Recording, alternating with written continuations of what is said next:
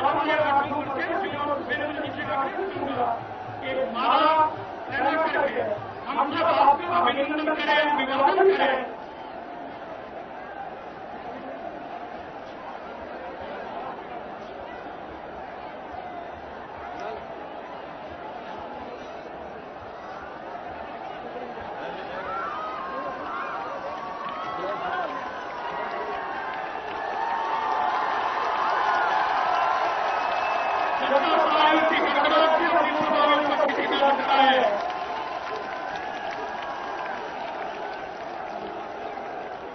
अभिवादन के बाद मैं भारतीय जनता पार्टी जिला सीकर इकाई की तरफ से इस दौरों की धरती पर मैं सम्मानीय हार्दिक अभिनंदन करूंगा। सीकर भारतीय जनता पार्टी जिला इकाई के अध्यक्ष होने के नाते ढेर सारा स्वागत करूंगा और सीकर के कोने कोने से पधारे हुए छत्तीसगढ़ बिरादरी के लोगों की तरफ से आप सबकी तरफ से ढेर सारा अभिवादन करूंगा। मैं आपसे आग्रह करूंगा एक बार तालियों की गड़गड़ाहट से जोरदार अभिनंदन करें, स्वागत करें। और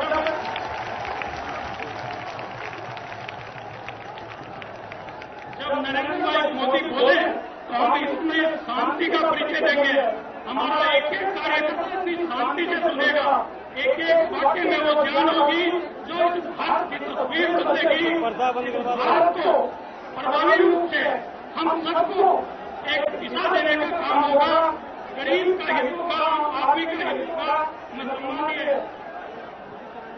नरेंद्र भाई मोदी जी से कृतज्ञ आग्रह करूंगा कि सीकर की ये जनता आपको पलकों पर बैठाना चाहती है, आपको हृदय में रखना चाहती है। आप बताएं और हम सबका मार्गदर्शन करेंगे। आप नारा लगाएंगे नरेंद्र मोदी जिंदाबाद, नरेंद्र मोदी जिंदाबाद, भारत माता की, भारत माता की।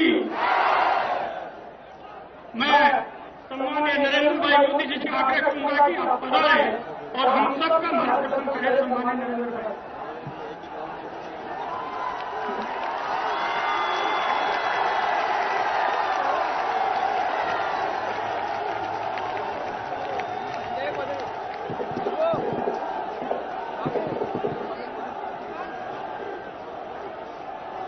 भारत माता की।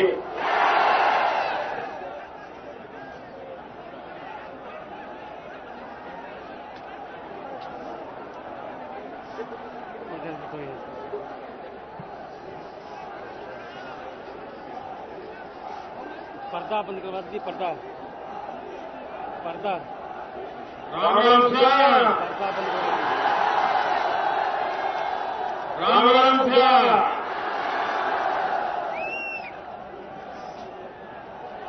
मंच पर विराजमान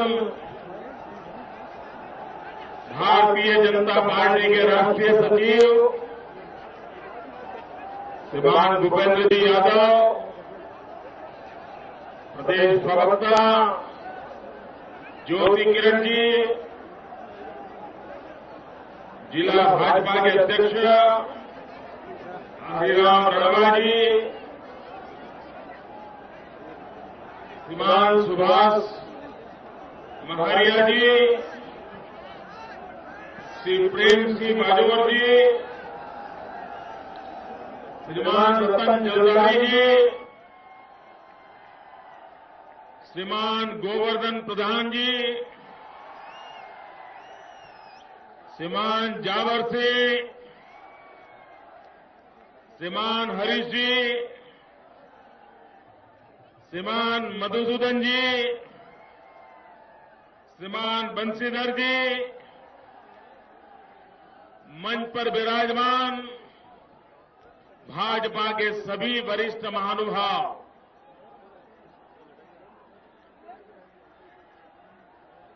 चुनाव के दिनों में कितना ही अच्छा माहौल क्यों न हो, कितना ही अनुकूल क्षेत्र क्यों न हो, लेकिन दोपहर के पहले सभा करना बहुत मुश्किल होता है। लोग आते ही नहीं हैं। मैं हैरान हूं इतनी बड़ी जनसंख्या को देख करके। यहां पर्दे खोल देने पड़े, उधर बस के ऊपर लोग सवार हो गए।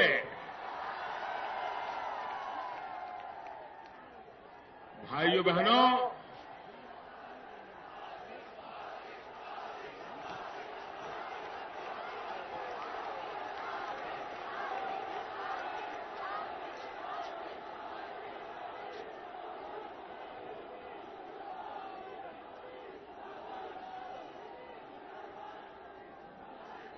चुनाव के दिनों में सुबह 10-11 बजे ऐसा दृश्य देखना ये अपने आप में बहुत बड़ा सौभाग्य होता है।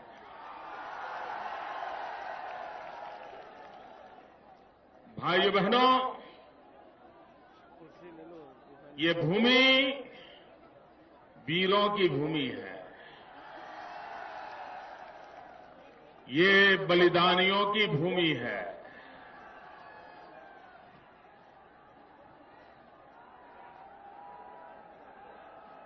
मैं यहां की वीर माताओं को प्रणाम करता हूं, जिन वीर माताओं ने वीरों को जन्म दिया है।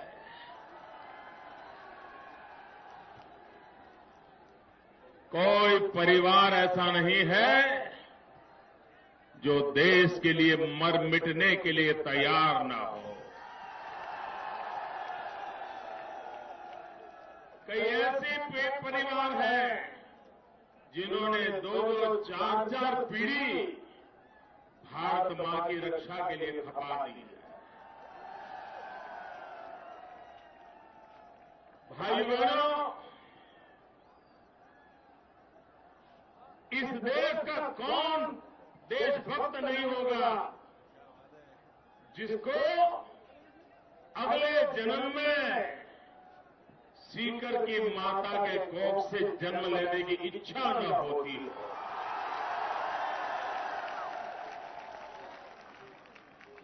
ऐसी वीर माताओं की भूमि है और इसलिए मैं फिर एक बार यहां की वीर माताओं को प्रणाम करता हूं और भारत मां के लिए बलिदान हुए उन शहीदों को प्रणाम करता हूं और आज सीमा पर देश की रक्षा में तैनात सभी मेरे वीर जवानों को बहुत बहुत शुभकामनाएं देता हूं। ये सीकर की बड़ी विशेषता है। एक तरफ तो ये वीरों को जन्म देती है, तो दूसरी तरफ भैरव सिंह शेखावत जैसे राजपुरुष को भी जन्म देती है।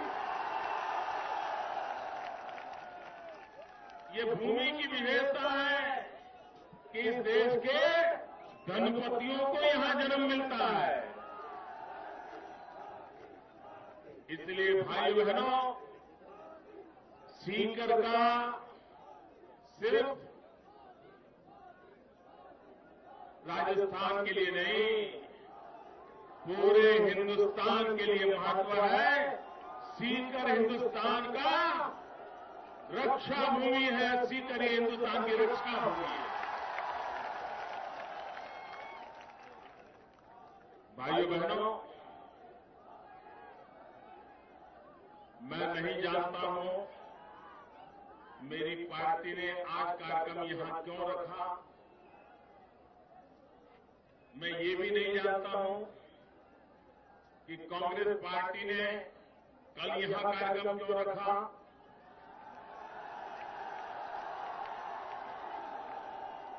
कुछ बात तो है।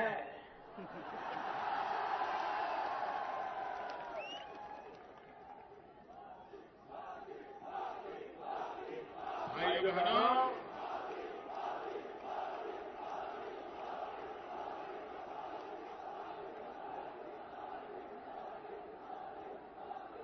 नौजवानों, मैं आपके प्यार को कभी भूल नहीं सकता।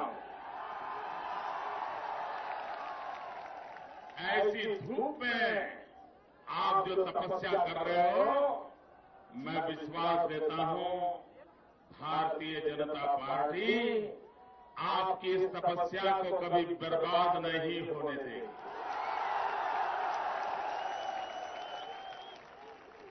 हिंदुस्तान की राजनीति में कोई एक जिला सबसे ज्यादा राजनीतिक स्थितियों को समझने की ताकत रखता है। हर इंसान की भीतर चाणक्य बुद्धि है, वो जिला सीकर है। आप देख लीजिए पूरा इतिहास, जब जब हिंदुस्तान में परिवर्तन आया है, तब सीकर कभी पीछे नहीं रहा है। कोई कल्पना कर सकता है चौधरी देवीलाल जी को यहां से जीता दे? ये इसलिए कर सकता है ये जिला, उसको राजनीति की हवा कहां जा रही है उसका पता औरों को चले उससे एक साल पहले चल जाता है।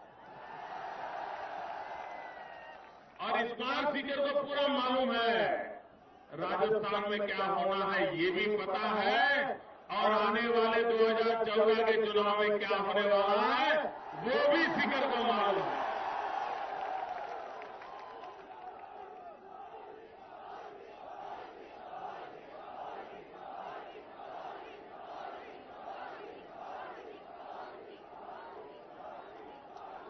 भाइयों बहनों, कल मैडम यहां आई थी,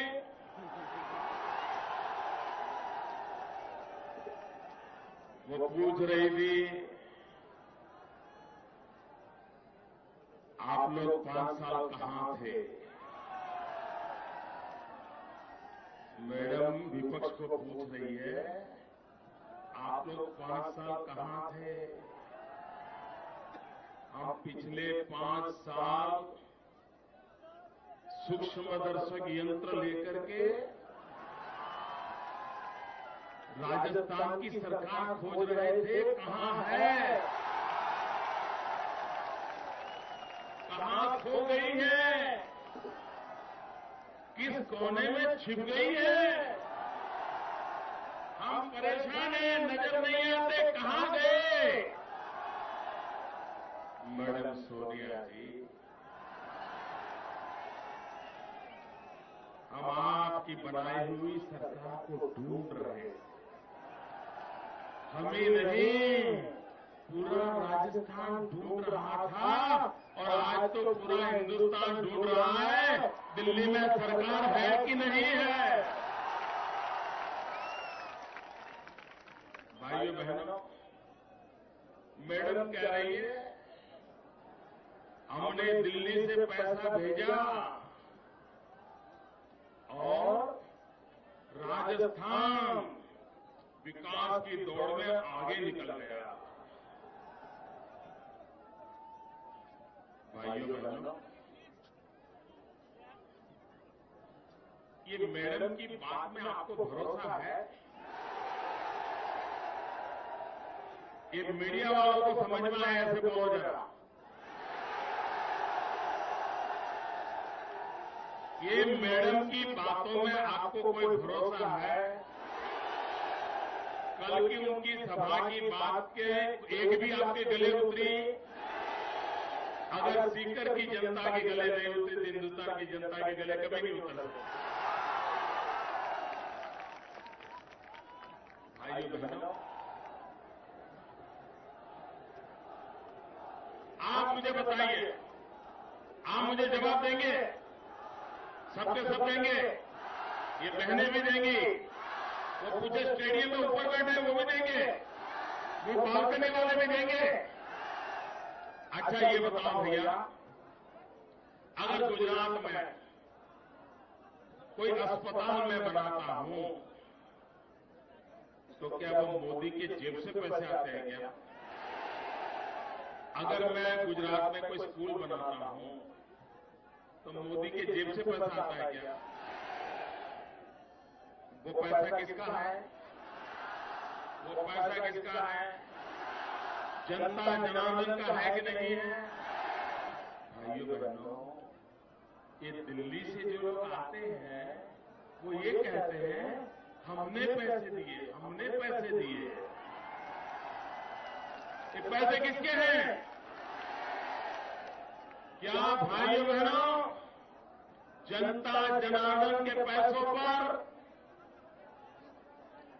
जो बैठ गए, जो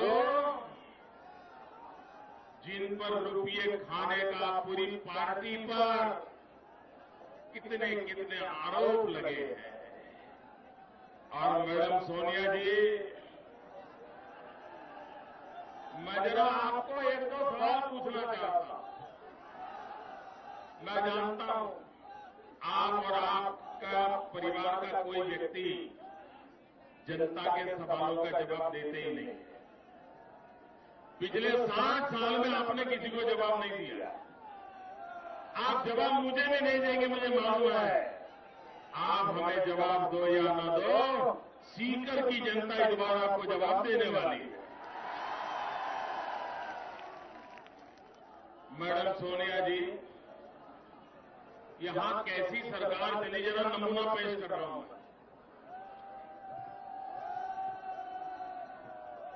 भाइयों बहनों, राजस्थान में ऐसी सरकार दी है, दिल्ली सरकार की तरफ से, भारत सरकार की तरफ से जनता की तिजोरी में से स्कूलों में इंफॉर्मेशन टेक्नोलॉजी के लिए, कंप्यूटर प्रोग्रामिंग के लिए 20 करोड़ रुपया मिला। मेरी बात समझ आ रही है भैया? मैं बहुत बड़ी 200, 1000, 5,000 की बात नहीं कर रहा हूं, छोटी बात बता रहा हूं। देखिए क्या हाल है। स्कूलों के अंदर बच्चों को आधुनिक विज्ञान सीखने को मिले, टेक्नोलॉजी सीखने को मिले, कंप्यूटर सीखने को मिले, इंफॉर्मेशन टेक्नोलॉजी मिले, इसके लिए दिल्ली की उनकी अपनी सरकार, और जिस सरकार पर मैडम सोनिया जी का बहुत प्रेम है, सिर्फ 20 करोड़ रुपया भेजा। और इनकी हालत देखो, 5 साल में 20 करोड़ में से सिर्फ 4 करोड़ 77 लाख रुपया खर्च कर पाए। क्या ये अच्छे काम की निशानी है? ये काम करने वाली सरकार का काम है? ये दावा कर सकते हैं कि उन्होंने अच्छी सरकार चलाई? 20 करोड़ रुपया भी खर्च नहीं कर पाए, और कंप्यूटर ला करके बच्चों को देना था, दे नहीं पाए। क्यों? बीच में से मलाई निकालने की व्यवस्था नहीं हुई। अगर मलाई निकालने की व्यवस्था हो जाती तो 20 क्या 50 करोड़ खर्च के देते थे। भाइयों बहनों, ये सरकार कितनी संवेदनाहीन है। भारत सरकार की तरफ से विकलांग बच्चों के लिए, अपंग बच्चों के लिए,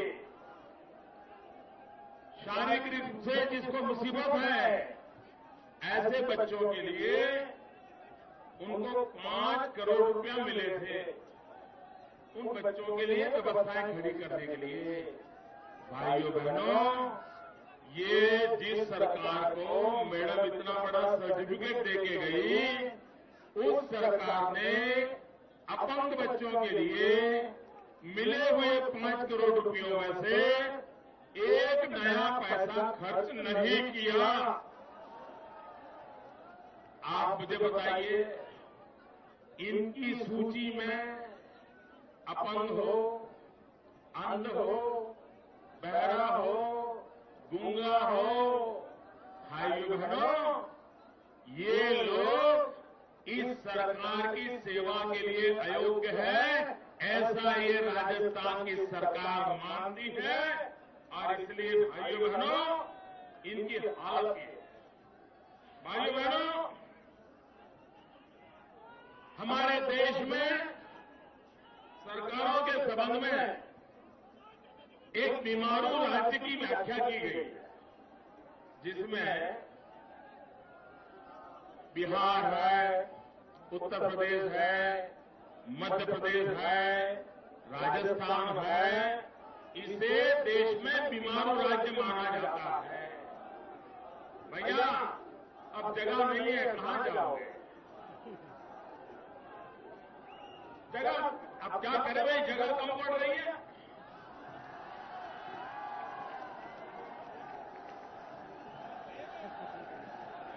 आप मुझे देख नहीं पाते होंगे, लेकिन सुनिए जरूर, क्योंकि अब आगे बढ़ने की कोई संभावना नहीं भैया। नौजवान दोस्तों, आप अपने आप को वहां संभाल लीजिए। शाबाश, बहुत अच्छे लोग हैं। शेखावती की वीर धरती के बच्चे बहुत अच्छे हैं। भाई बहनों, ये काम करने वाली सरकार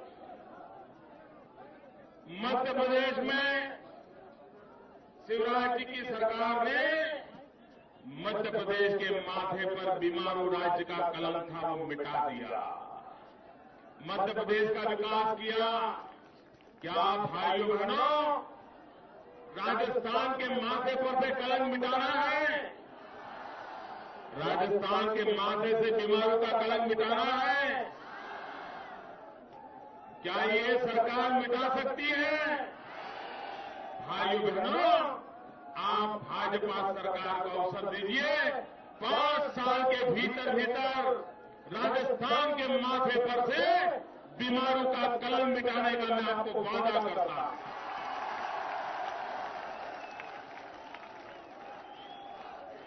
जरा इस सरकार का हिसाब दिए गए। भाइयों बहनों, कुपोषण के क्षेत्र में ये राजस्थान देश की जो एवरेज है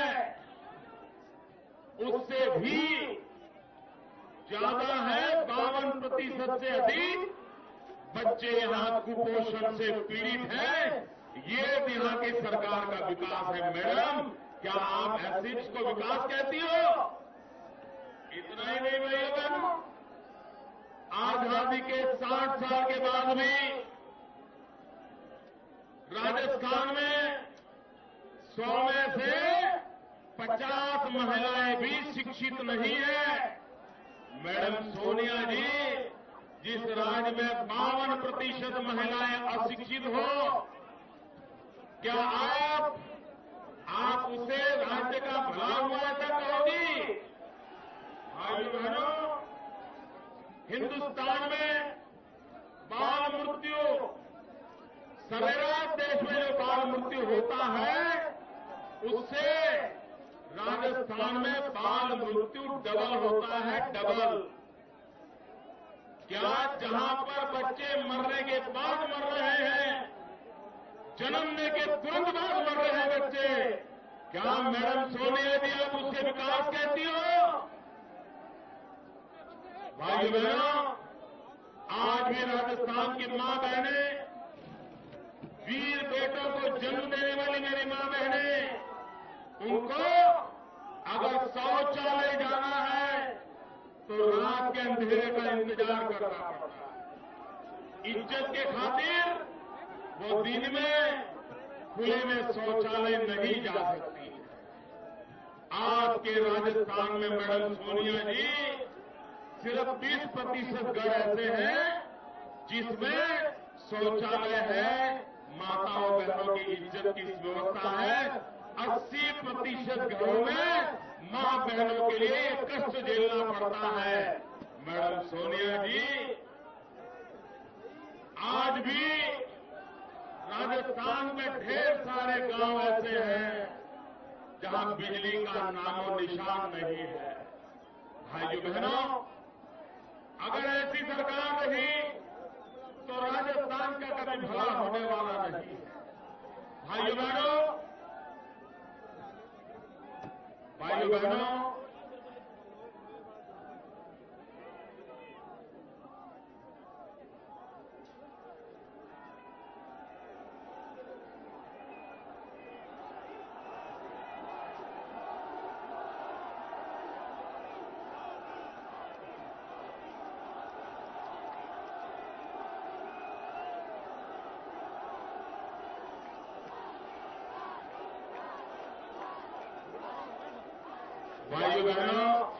जब लोकसभा का चुनाव हुआ तब कांग्रेस पार्टी ने 100 दिन में महंगाई दूर करने का वादा किया था।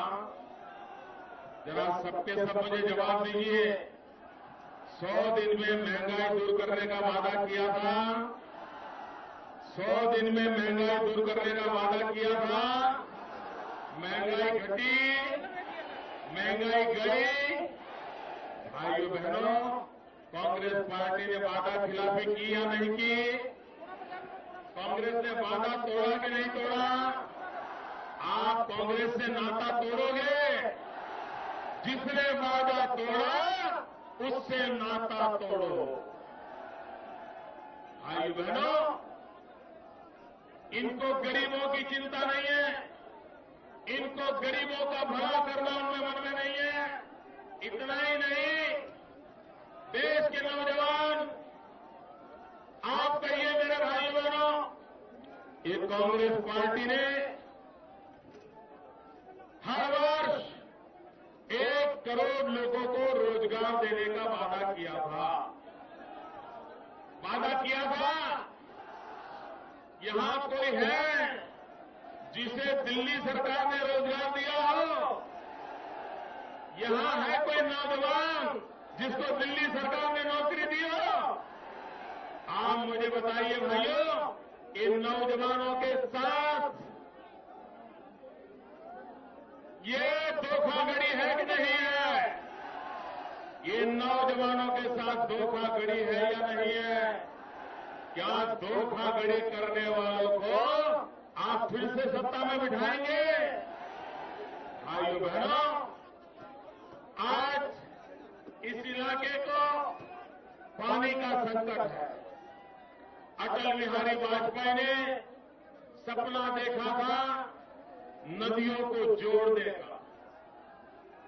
अब उन नदियों को जोड़ने का काम जो अटल बिहारी वाजपेयी ने सोचा था, अगर वो नदियों को जोड़ने का काम हुआ होता तो आज मेरा सीकर हिंदुस्तान का पेट भरने की ताकत उसके अंदर पड़ी थी। अन्न के भंडार भरने की ताकत है। भाइयों बहनों, मेरा किसान यहां गेहूं पैदा करता है, लेकिन उस गेहूं का क्या होता है? आपने देखा होगा, हमारा किसान मेहनत करता है, पसीना बहाता है, दिन रात खेत में रहता है, पूरी जिंदगी खेत में खपा देता है और हिंदुस्तान का पेट भरने के लिए अन्न उत्पादन करता है। लेकिन भारत सरकार अन्न के ढेर पानी में भीगने देती है, सड़ने देती है और हिंदुस्तान की सुप्रीम कोर्ट कहे, हिंदुस्तान की सुप्रीम कोर्ट ये कहे कि ये जो अनाज है गरीबों को बांट दो। बांटना चाहिए नहीं बांटना चाहिए भैया? सुप्रीम कोर्ट की बात माननी चाहिए नहीं माननी चाहिए? ये दिल्ली की सरकार ने नहीं माना और रेलवे प्लेटफॉर्म पर हजारों टन गेहूं भीगते रहे, सड़ते रहे, बर्बाद होते रहे।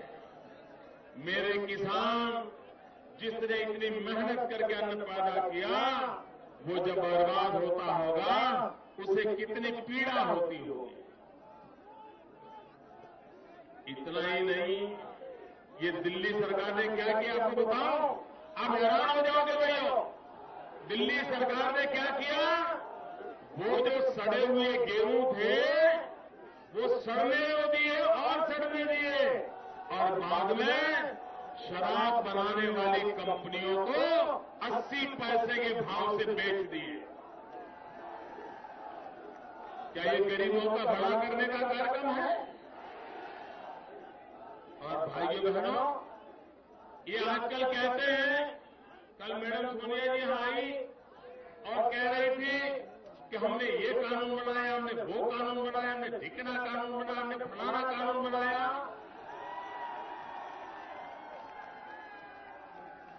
एक बार दो दोस्त शिकार करने के लिए जंगल में चले गए। गाड़ी लेकर के निकले, रात रात घूमते रहे, लेकिन शिकार मिल नहीं रहा, तो थक गए थे। तो वो गाड़ी से उतरे और ऐसे ही जरा हल्का फुल्का होने के लिए उतर करके 25-50 कदम ऐसे चलने लग गए। इतने में उनके और गाड़ी के बीच में शेर आकर के खड़ा हो गया।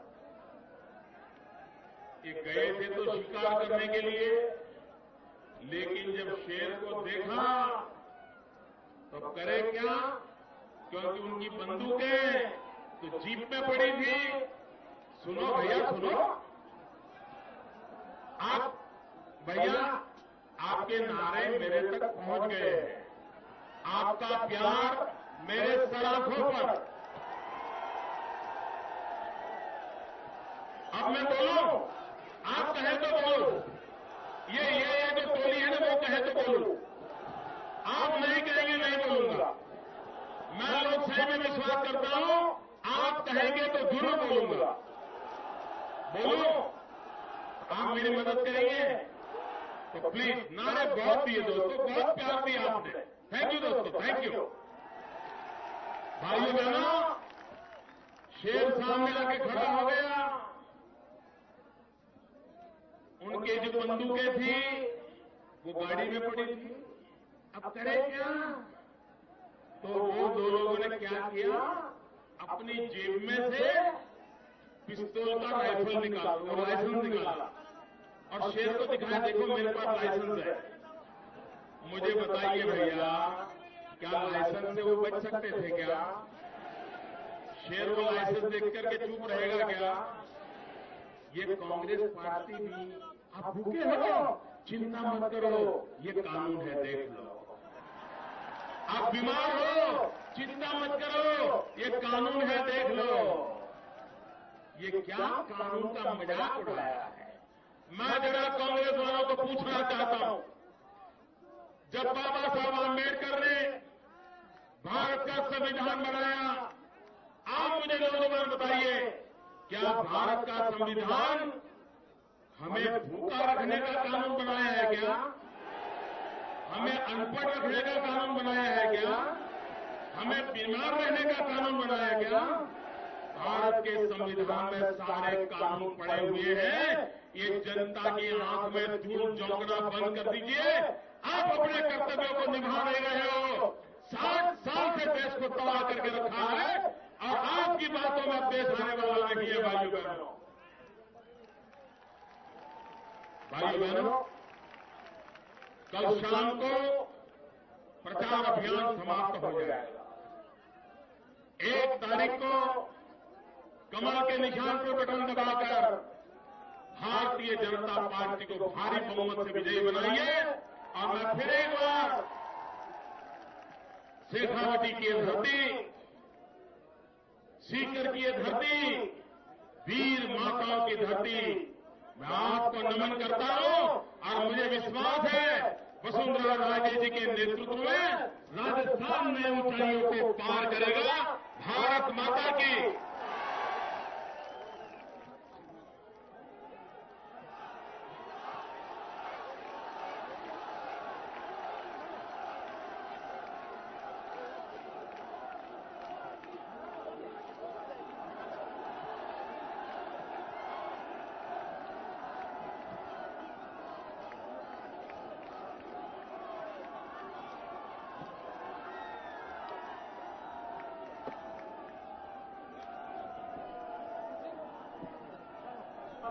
जनता को ढेर सारा धन्यवाद।